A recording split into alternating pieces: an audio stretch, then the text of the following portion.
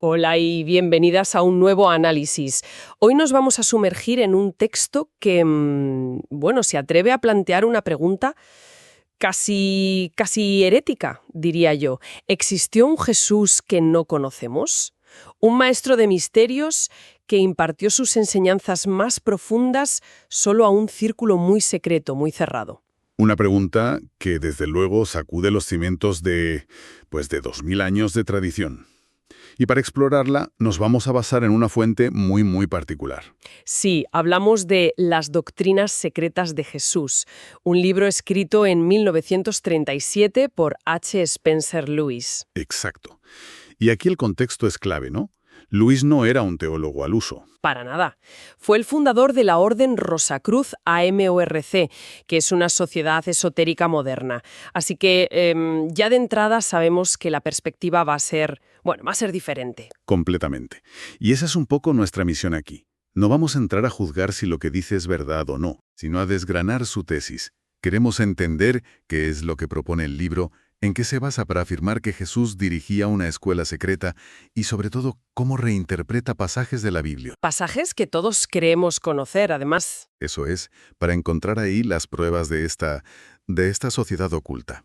De acuerdo, pues vamos al lío.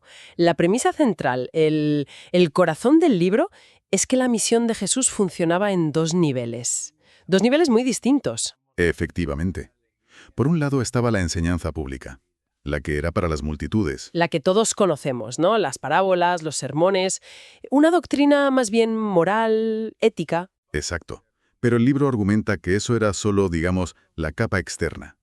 El verdadero núcleo de su trabajo era una enseñanza privada. Impartida a un grupo muy selecto de iniciados. A unos pocos. ¿Y por qué tanto secretismo? Quiero decir, si tienes un conocimiento tan importante, ¿por qué no compartirlo con todo el mundo? Pues, a ver, el autor da varias razones. La primera es la más obvia. El riesgo de persecución, tanto política por parte de los romanos como religiosa por el Sanedrín. Claro, eso tiene sentido. Pero la razón más profunda, según Lewis, es de naturaleza esotérica. Él sostenía que no toda la humanidad estaba espiritualmente preparada para recibir esas verdades. Y sobre todo para manejar el poder que conllevan, ¿no? Ahí está la clave. El libro habla de un poder real, tangible, y del peligro de que se usara para fines, egoístas. Suena a que este conocimiento se consideraba casi peligroso en las manos equivocadas. Precisamente, el autor menciona que incluso entre los apóstoles hubo traidores, lo que para él demostraba la necesidad de un filtro muy estricto. O sea, no era elitismo, Era una especie de cuarentena espiritual, por así decirlo, para proteger un conocimiento que se consideraba divino. Y aquí es donde la cosa se pone súper interesante, porque cuando una piensa en el círculo íntimo de Jesús, pues te vienen a la cabeza los 12 apóstoles. Siempre. Claro. Pero este libro desmonta esa idea por completo. La desmonta y la amplía. Bueno, enormemente. La tesis se apoya en un pasaje de los Hechos de los Apóstoles, justo después de la ascensión. Ajá. Describe al grupo que estaba reunido en oración. Y el texto dice, textualmente, que eran unas 120 personas. Vaya. Para Luis, ese número no es casual. Para nada. Es el número exacto del núcleo de la sociedad secreta. 120. Eso es 10 veces más de lo que siempre hemos imaginado. Y supongo que la composición de ese grupo también rompe algunos esquemas. Totalmente. Y aquí el libro señala lo que considera una de sus grandes revelaciones. Ese mismo pasaje nombra explícitamente a las mujeres y de forma muy específica a María, la madre de Jesús. Un momento. Su madre. Pero siempre he oído esa interpretación de que Jesús como que se distanció de su familia para centrarse en su misión, en su familia espiritual. Ujú. La idea de que su madre fuera una iniciada de primer nivel lo cambia todo. Lo cambia por completo. El libro argumenta que la prueba es su presencia constante en los momentos clave, y sobre todo en esa reunión fundacional de los 120. O sea que la imagen de un Jesús indiferente a su familia. Es una mala interpretación según Lewis. Al contrario, sitúa a su madre no solo como seguidora, sino como una discípula iniciada en los misterios más profundos. Y no solo a ella. ¿Te refieres al eterno debate sobre si Jesús tuvo hermanos? El autor aquí es tajante. No entra en debates teológicos, Se va directo a la fuente, A Mateo. a Mateo 13:55, sí, donde la gente de Nazaret pregunta, ¿no es este el hijo del carpintero? ¿No se llama su madre María y sus hermanos Jacobo, José, Simón y Judas? Y el versículo siguiente añade, ¿no están todas sus hermanas con nosotros? Exacto. Para Lewis, la presencia de sus hermanos en ese grupo de 120 es la prueba de que toda la familia estaba, involucrada en su misión secreta. O sea que tenemos una sociedad secreta de 120 personas, un grupo mixto, con mujeres en roles importantes y con la propia familia de Jesús en el núcleo. Pero ¿eran todos gente humilde, pescadores, artesanos? No, y ese es otro punto clave del libro, destaca a figuras como José de Arimatea. Ajá. El Evangelio de Juan lo describe literalmente, como un discípulo secreto de Jesús por miedo a los judíos. Y no era un miedo cualquiera. Claro, porque él era un miembro del Sanedrín, un hombre rico, influyente. Un miembro del altísimo tribunal judío. Exacto. Entendido. O sea que este grupo no era el típico club de amigos que a veces imaginamos. Era diverso, influyente. Lo que me lleva a la siguiente pregunta. A ver, Si gente como José de Arimatea arriesgaba tantísimo por ser un discípulo secreto, ¿qué aprendían? ¿Qué conocimiento se les ofrecía que fuera tan potente? aquí llegamos al corazón del asunto. Según el libro, no se trataba de filosofía abstracta ni de más reglas morales. No. Eran enseñanzas eminentemente prácticas. El autor las califica de semicientíficas. Espera, semicientíficas es una palabra fascinante. ¿A qué se refiere con eso? ¿A una especie de manual de instrucciones del universo? Exactamente. Has dado en el clavo. Cuando Luis habla de leyes divinas, no se refiere a los 10 mandamientos. Se refiere a otra cosa. Se refiere a una especie de física espiritual. La idea es que el universo opera bajo unos principios que, si se comprenden y se dominan, pueden ser utilizados. O sea que un milagro como convertir el agua en vino no sería romper las leyes naturales. Sino aplicar una ley superior que no conocemos. Era un conocimiento operativo, práctico. Es decir, que los milagros no eran actos de magia divina, irrepetibles, sino la demostración de una ciencia espiritual que se podía aprender. Esa es la tesis central. El objetivo era que los discípulos de la escuela secreta desarrollaran dentro de sí mismos el mismo poder misterioso que tenía Jesús. Vaya. De hecho, se les promete explícitamente que no solo harían las mismas cosas que él, sino cosas aún mayores. No aprendían a predicar sobre milagros, aprendían a hacerlos. Esto me recuerda a muchas tradiciones esotéricas. El libro sitúa a Jesús dentro de alguna corriente de la época. Se habla mucho de los esenios. Sí, el autor sugiere una conexión muy fuerte, si no una afiliación directa, de Jesús con los esenios, otra comunidad de carácter secreto y místico de la época. Y aquí pasa algo muy curioso. ¿El qué? El libro es de 1937, pero una nota del editor en ediciones posteriores añade un detalle crucial: el descubrimiento de los manuscritos del Mar Muerto. 10 años después, en 1947. Claro, los rollos de Qumrán que pertenecían precisamente a una comunidad esenia. Correcto. Y esos manuscritos confirmaron, para asombro de muchos, que los esenios ya practicaban décadas o incluso siglos antes de Cristo, ritos como el bautismo por inmersión o una comida ritual sagrada con pan y vino. No me digas. Y también esperaban la llegada de una figura mesiánica a la que llamaban el Maestro de Rectitud. Espera un momento. Si los esenios ya hacían todo eso, el libro sugiere que Jesús no inventó estos ritos, sino que los adoptó de una tradición que ya existía. Esa es la implicación explosiva de todo esto. Eso cambia por completo la perspectiva sobre la originalidad de su ministerio. Totalmente. Que Jesús no partió de cero, sino que fue un maestro dentro de una corriente de conocimiento que ya existía. Y que lo que hizo fue, elevar esa tradición a su máxima expresión.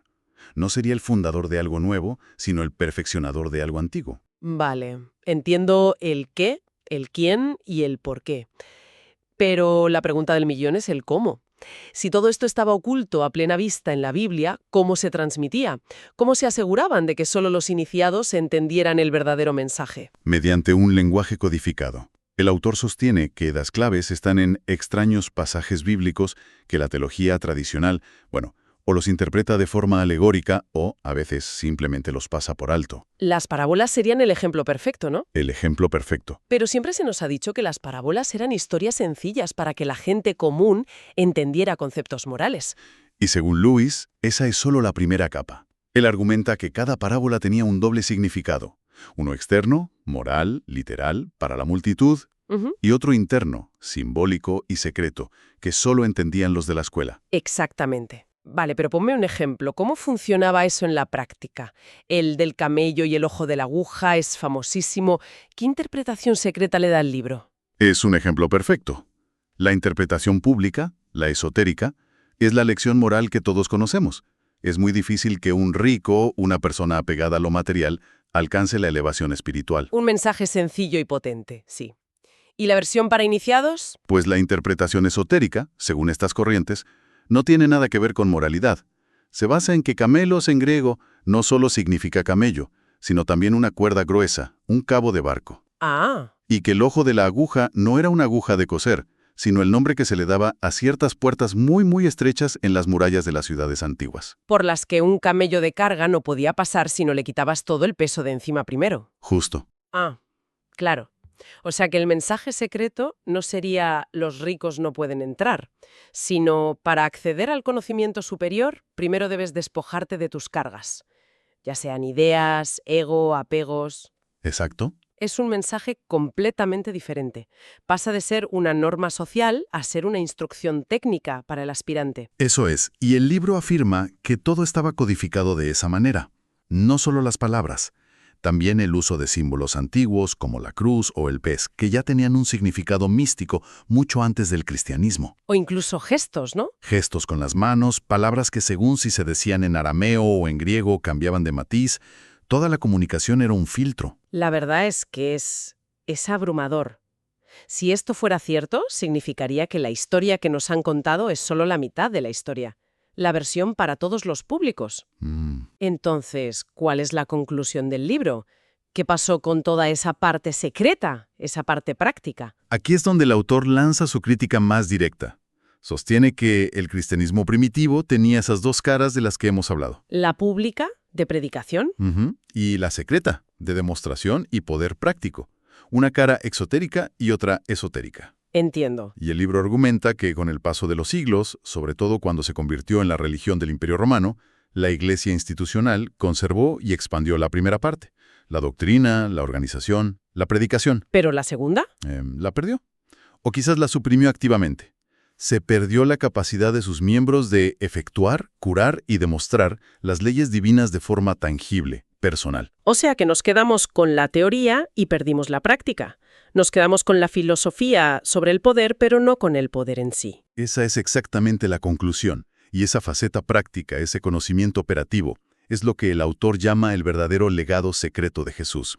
Un legado que, según él, no desapareció del todo. Ah, no. No, sino que fue preservado en la clandestinidad por diversas sociedades esotéricas a lo largo de la historia, como la suya, los Rosacruces. Bien, pues vamos a recapitular un poco.